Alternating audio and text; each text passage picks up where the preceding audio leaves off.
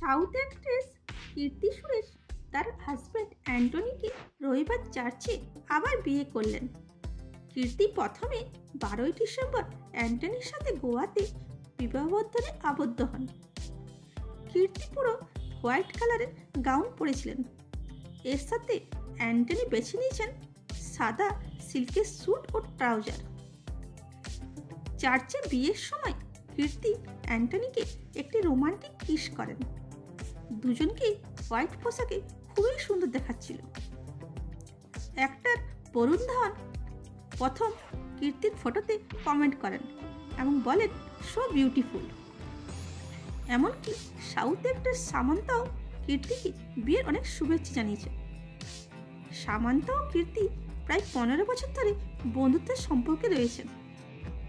এরকমই ভিডিও পেতে চ্যানেলটিকে লাইক, শেয়ার ও সাবস্ক্রাইব করুন। আর ফেসবুক, ইনস্টাগ্রাম থেকে দেখে থাকলে ফলো করুন। Thanks for watching.